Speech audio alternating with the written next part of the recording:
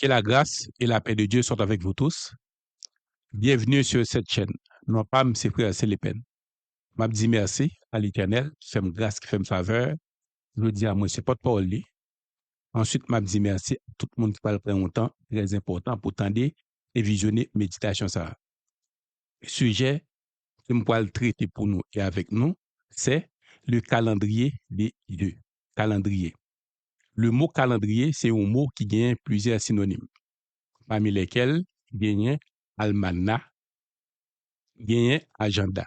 Normalement, en créole, en Haïti, nous pas dit almanach, nous dit almanach. Ça calendrier ou bien qui ça almanach c'est un genre de livret qui est lié. À travers le livret, ça, nous avons toute information concernant une année civile. Quelle est l'année à commencer, quelle est la fini, qu'il est telle ou telle fête. C'est de la même façon, Dieu, lui-même, il a un calendrier. À travers le calendrier par là, nous joignons le plan de la rédemption de Dieu pour toute l'humanité. Dans le calendrier, ça, qui c'est dans Lévitique 23, nous joignons tout détail concernant que comment bon Dieu fait pour concrétiser le plan de la rédemption. Au total, Dieu il y a deux calendriers. Il y a un dans Lévitique 23, il y a l'autre encore, c'est dans Daniel 9, verset 24 à verset 27, les 70 semaines de Daniel. La différence qu'il y a entre deux calendriers, il y a un qui sous forme symbole, image, figure et l'homme des choses à venir, alors que l'autre là, pas Daniel là, c'est numérique, il y a des dates. Donc, pour qui ça? Bon Dieu, et bail peuple Israël là calendrier ça. Tout d'abord, peuple là t'est passé, ils ont affaire de 430 ans en esclavage en Égypte. Avant peuple là aller en Égypte, c'était des bergers qui ont gardé des animaux. Lorsqu'ils sont arrivés en Égypte, qui ça qu'on a fait? Ils étaient venus esclaves, c'est briques qu'on a fait. Donc, ils n'ont pas eu aucune expérience en agriculture. Lorsque Dieu t'a délivré peuple là par le moyen de Moïse, peuple a arrivé dans le désert de Sinaï, à Kades Banea, côté que yo pral prend entrer dans la terre promise, dans la promesse de Dieu qu'il t'a fait à Abraham, qui pays il t'a offert. Mais malheureusement, Dieu t'a demandé yo pour te choisir 12 espions pour te voyer à espionner la terre promise. Qu'est-ce qui arrive? C'est que les espions étaient allés, puis les yo arrivé, yo a fait des 40 jours, yo étaient espionné ville là. Lorsque yo retourné dans 12 espions, gagné 10 qui te baillent des très mauvaises commentaires, il y a 2 qui te baillent des commentaires positifs qui te gagnent la foi, c'était Josué et Caleb. Donc, à cause de ça, ça t'a irrité, bon Dieu. Parce que, bon Dieu, ouais que les là, tu as assez de connaissances, peuple là, tu as assez de capacités pour te croire lui, pour incrédule encore. Parce que tu as traversé la mer Rouge et ouais comment bon Dieu t'a délivré yo à main sec et à bras étendus, comment il peut utiliser les 10 plaies pour te sortir en Égypte. À cause de ça, bon Dieu t'a décidé de punir yo. Comment il t'a puni yo? Il t'a dit yo, le fait que espion yo, il prend 40 jours pour te espionner. Le Canaan, il a passé 40 ans dans le désert à raison d'une année à chaque journée. Donc, qu'est-ce qui arrive, c'est qu'effectivement, lorsqu'il châtiment est écoulé après 40 ans, Kounye là, la entrer dans la terre promise. A souligné que Moïse était mort, peuple là est entré dans la terre promise avec Josué qui était remplacé Moïse. Qu'est-ce qui arrive, c'est que le peuple là n'a aucune expérience en agriculture. Et lorsqu'ils ont entré en Canaan, principale activité économique, c'est l'agriculture. Donc, comme moi dit, avant qu'ils étaient allés en Égypte, c'est berger étaient, les arrivés en Égypte, c'est briques qu'ils ont fait, ils ont passé 40 ans dans le désert, agriculture, c'est la manne qu'ils ont mangé. Donc, avant qu'ils étaient entrés dans les promises là, on a besoin de références dans Deutéronome 11, je crois. Donc, Moïse, Dieu, par le moyen de Moïse, il était, le peuple a une formation intensive dans l'agriculture. Formation ça, il était sous la forme des fêtes. Donc, au juste, en Israël, il y a 3 grandes moissons. 3 grandes moissons, c'était la moisson de l'orge, la moisson du blé et la moisson des autres fruits, comme les raisins, etc. Il y a 3 moissons. Donc, premier moisson, c'était en printemps, c'est la moisson de l'orge. Deuxième moisson, c'est en été, c'est la moisson des blés. Troisième moisson en automne, qui c'est la moisson des autres fruits. Donc, qu'est-ce qui arrive à travers formation intensive? Ça, il était tout by le plan de la rédemption de Dieu. Nous avons un texte de base, nous, dans Deutéronome, chapitre 16, verset 16. M'a dit pour nous, 3 fois par année, tous les mâles d'entre vous se présenteront devant l'Éternel ton Dieu dans les lieux qu'il choisira, à la fête des pains sans levain, à la fête des semaines, à la fête des tabernacles. On ne paraîtra point devant l'Éternel les mains vides. Donc, qu'est-ce qui arrive? Dans Deutéronome 16, verset 16, et ailleurs encore dans la Bible, dans Exode, nous allons voir que Dieu est bail peuple Israël là 3 fêtes. Et 3 fêtes, ça yo subdivisé en 7 fêtes. Cette fête-là, au jeune intégralement dans Lévitique chapitre 23, côté li bail date fête yo et comment pour célébrer fête yo. Donc, pas soulier que vidéo ça, c'est une vidéo m'a fait en 2 parties parce qu'elle est un peu compliquée. Je dis m'a fait une portion et dans une prochaine vidéo, m'a fait l'autre portion vidéo. Donc, les 7 fêtes bibliques, c'est le calendrier de Dieu. Chaque fête gagne 3 significations. Chaque fête gagne 3 significations. À noter que c'est 3 fêtes qui sont subdivisées en 7 fêtes. 3 fêtes, c'est la fête des Pâques, c'est la fête des semaines, qui c'est la fête des Pentecôtes. Troisième fête là, c'est la fête des tabernacles. On va répéter pour nous.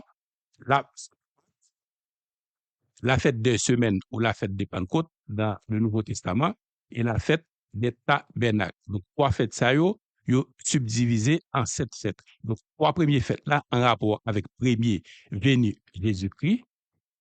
4e fête là, c'est la descente du Saint-Esprit. Et 3 dernières fêtes yo, c'est en rapport avec le retour de Jésus-Christ. Donc, dans cette fête-là, il y a 4 qui accomplit déjà. Qui a accompli déjà yo, c'est Pâques, pain sans levain, prémisse de la Pentecôte. Donc, il y a 3 qui a venir, qui est en rapport avec le retour de Jésus-Christ. Qui s'allie, c'est la fête des trompettes, la fête d'expiation et la fête des tabernacles. Donc, chaque fête, ça, cette fête, il y a 3 portées ou bien il y a 3 significations. 3 significations, ça, une c'est historique, l'autre là c'est symbolique, et l'autre là c'est prophétique, qui est en rapport avec toute l'humanité. Les significations prophétiques là. Donc, et premier partie, cette fête-là, signification historique là, premièrement, il y a Pâques, c'est rachat de l'Égypte. Deuxième fête-là, c'est pain sans levain, c'est la sortie d'Égypte. Troisième fête-là, c'est prémisse, c'est offrande de la moisson. Quatrième fête-là, qui c'est fête des semaines ou fête de la Pentecôte, c'est remise de la Torah ou le don du Saint-Esprit.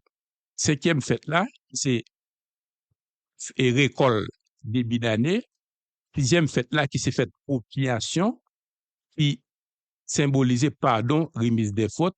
Et septième fête-là, qui c'est tabernacle, qui signifie vie avec Dieu. On va répéter pour nous. Pâques, rachat de l'Égypte, et ça les vint, la sortie du peuple Israël en Égypte, fête des prémices, c'est l'offrande de la moisson. Quatrième fête là, c'est fête des semaines ou fête de la Pentecôte, c'est remise de la Torah ou la réception du Saint-Esprit. Cinquième nan, c'est trompette, qui c'est récolte début d'année. Sixième nan, c'est propitiation, qui c'est pardon ou remise des fautes. Et septième nan, qui c'est tabernacle, qui c'est vie avec Dieu.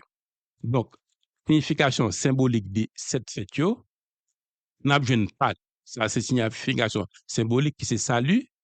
Deuxième, c'est pain sans levain qui c'est mort en soi-même. Troisième, c'est prémisse qui est égal à consécration. Quatrième, qui c'est semaine ou Pentecôte, c'est réception du Saint-Esprit. Cinquième, c'est fête des trompettes qui c'est proclamation. Sixième, qui c'est propitiation. c'est obéissance. Septième fête là, qui c'est tabernacle, qui c'est règne avec Dieu.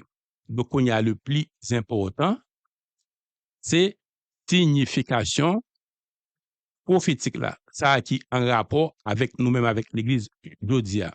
Il y a la fête des Pâques, c'est la mort de Jésus. Il y a la fête des pains sans levain, c'est sépulture, que Jésus-Christ est enterré. Il était passé 3 jours et 3 nuits dans le sein de la terre. Il y a la fête des prémices, qui c'est résurrection, quand Jésus-Christ est ressuscité. Quatrième fête là, qui s'est faite des semaines ou Pentecôte, qui était remise de la Torah dans l'Ancien Testament, dans le Nouveau Testament, qui c'est réception du Saint-Esprit. Cinquième fête là, qui s'est faite des trompettes, qui c'est enlèvement de l'Église. Sixième fête là, qui c'est propitiation, qui c'est la seconde venue de Jésus-Christ. Deuxième venue de Jésus-Christ. Et septième fête là, c'est tabernacle, qui c'est les règnes millénaires ou millénaires. Septième fête là, qui c'est les règnes millénaires ou c'est les milléniums. Qu'est-ce qui arrive, c'est que dans cette fête-là, 3 premiers en rapport avec premier venu Jésus-Christ, il était mort, il prend naissance, il est mort, il est ressuscité. Et puis après ça, il est monté vers papa. 3 derniers fêtes, en rapport avec deuxième venue. Donc, premièrement, Jésus-Christ venu dans les airs, l'a sonné trompette là, et puis, quand il a sonné trompette là, et puis l'église a monté. Ensuite de ça, grande tribulation a commencé pendant 7 ans, et après 7 ans, grande tribulation, l'a retourné d'une façon physique sous terre pour venir sauver Israël à travers la bataille d'Armageddon. Et puis ensuite, ça va être des règnes millénaires. Reprendre pour nous les 7 fêtes de l'Éternel. 3 premières fêtes en rapport avec premier venu Jésus-Christ. 3 dernières fêtes en rapport avec deuxième venue de Jésus-Christ, retour de Jésus-Christ. 4e fête là, c'est le don du Saint-Esprit. Il y a un détail très important pour nous mentionner. Jésus-Christ est mort, il est ressuscité, l'aile est ressuscité, son ascension. Donc, monter vers papa, c'est fait en 2 temps. Il y a un qui était secret, il y a un qui était public. Lorsque Marie est arrivée, elle était ce pile-là, et puis il y a un monde qui te dit Rabouni, si laisse à reprendre c'était Jésus-Christ. Il te dit avec Jésus-Christ pas moyen, il te dit avec Marie pas moyen parce qu'il est beaucoup monté, t'es papa. Et puis plus tard, n'après qu'elle te vient permettre à disciples de moyen. C'est-à-dire que entre des moments ça yo, il était fait monter ça, il était public, il était privé, il était secret. Et puis après ça, il fait ascension devant apôtres, acte des apôtres, il était public, tout le monde doit. C'est de la même façon, les Jésus qui a retourné, il a fait en 2 temps. Ça, c'est un passage qui va en pile pour le certaine domination. En 2 temps, c'est-à-dire que premier retour, l'a prêté dans les airs, l'a sonné trompette, l'église a monté.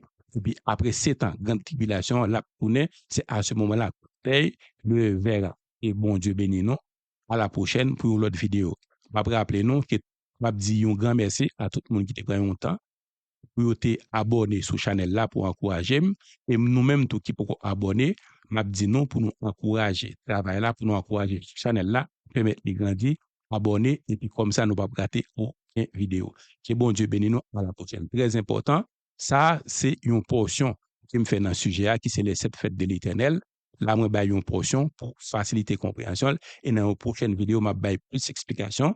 Et explications prophétiques là, fait qui a accompli avec des versets bibliques et l'autre quoi qui a venir. Merci beaucoup. Que bon Dieu bénisse nous. À la prochaine pour une autre vidéo. Bye bye.